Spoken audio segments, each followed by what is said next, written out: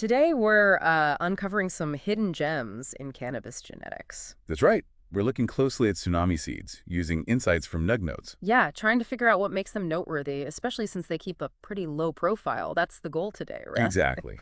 What does their quiet approach tell us about, quality versus hype in this industry? We've got info on their strains, breeding, collaborations. Okay, let's jump in. The first thing from the notes that caught my eye was their philosophy. No faces, just fire. It really says a lot. It points to a focus on the actual genetics, the performance, not so much on founder personalities or big marketing pushes. Right, just the product. Their mission seems to be breeding for optimum flavor, but also making sure the strains work well commercially. That must appeal to experienced growers, people who aren't just chasing trends. Definitely. They're likely looking for that consistency, those unique terpenes Tsunami focuses on. And those terpenes come from their West Coast roots, it seems. We're talking gassy indicas, cookie crosses. Yeah, those classic sought-after profiles. And also some Candy-kush hybrids. It sounds like they engineer the whole package. The flavor, the plant structure, even the bag appeal. How it looks, basically. How it looks, exactly. Visual appeal matters. So central to all this is their flagship strain, Animal Tsunami. Absolutely. The notes highlight its lineage. Animal cookies crossed with caramel Tsunami. It's described as potent, clone only. Clone only. Okay. And it has this unique mix, cookie dough, caramel funk, and this deep earthy gas character. Wow. And that's the foundation, the core of their house profile. Seems like it. It forms the base for a lot of their other breeding projects, which leads us to their releases. Yeah. They do small batches, right? Yeah. Rare cuts, tight drops is how the notes put it. Names like Silp Sonic, Blueberry Rain, Strawberry Waves. Kirby and Cream, too. Yeah. These are definitely flavor-forward, small batch releases, not your everyday finds. And the pricing reflects that. It does. Take Fugu, for instance. That's Cap Junkie crossed with Animal Tsunami. It was listed at $150 a pack. Right. Yeah, clearly aimed at what NuggNotes calls serious pheno hunters.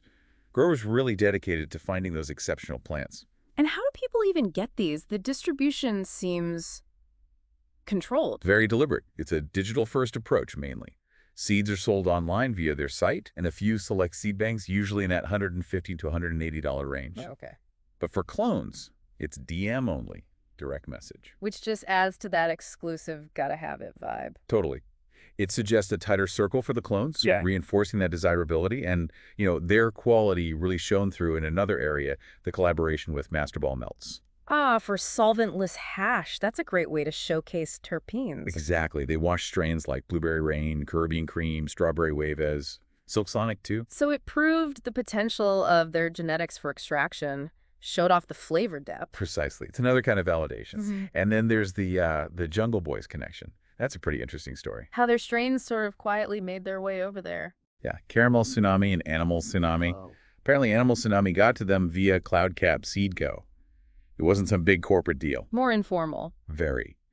The notes mention a bond forged on the golf course, which tells you it's built on trust, personal connection. That's fascinating. And Jungle Boys liked what they saw? Clearly.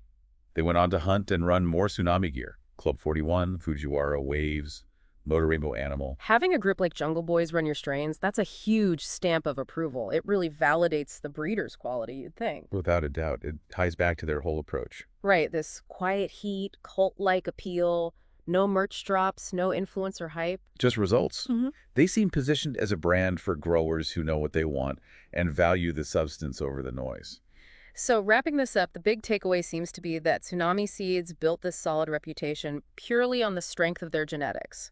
Word of mouth in the community did the heavy lifting. Yeah, prioritizing that substance, that quality over flashy promotion.